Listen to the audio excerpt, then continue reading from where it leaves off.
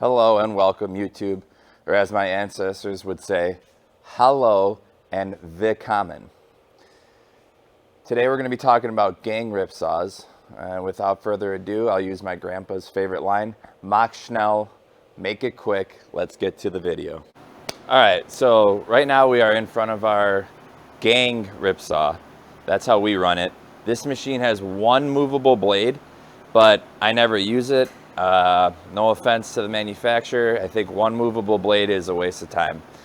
If you have one movable blade, you're better off setting fixed blades, which we'll get into.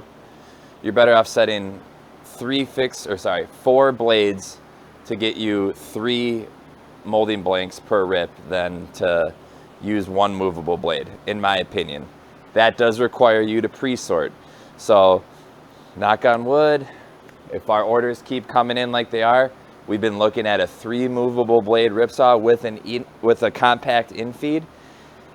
That will be a game changer for us. I cannot wait.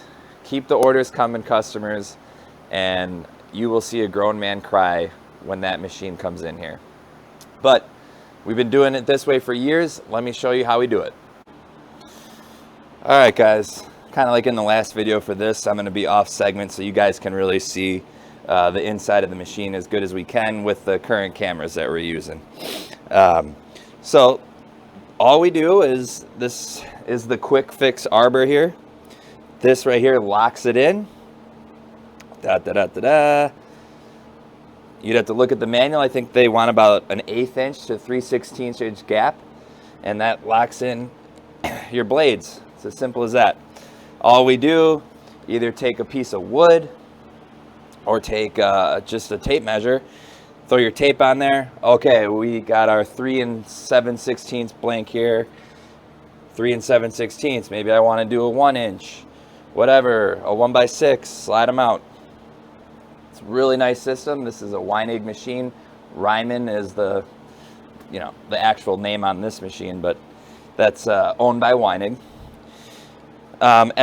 This is an old machine. We bought this used. Everything is pretty much stock on here, except for the guy that we bought it from MacGyvered this, and we'll get into that in a little bit. But it's a really simple machine.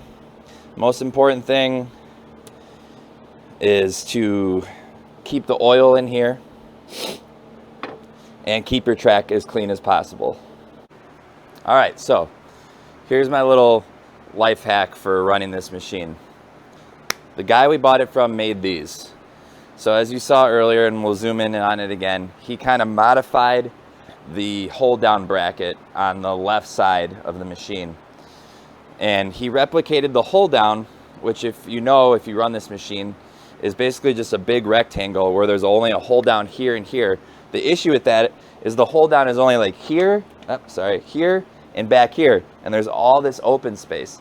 So what I'm about to show you is not going to work on a movable blade saw. This is only going to work on a gang rip saw. Simply what you do you'll never jam up.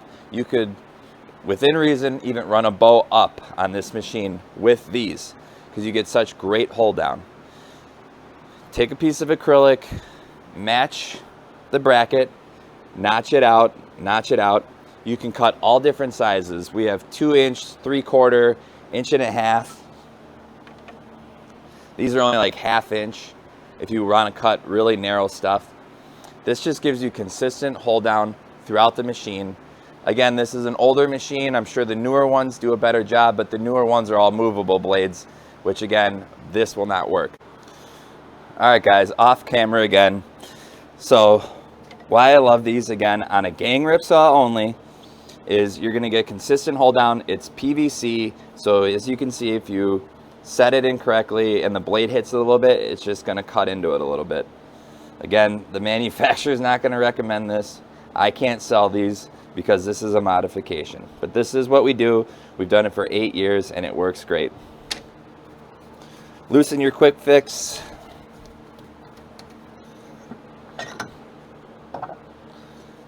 That's why these are great.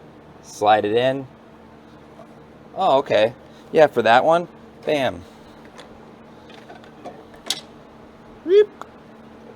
Only one direction it can go.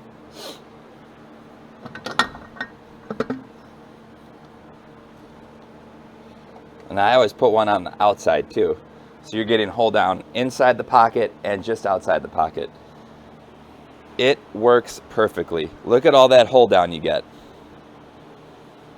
Again, guys, I'm not exaggerating. Unless I set the pressure wrong, the hold down, the feed pressure, I've never had a jam up on this machine using these.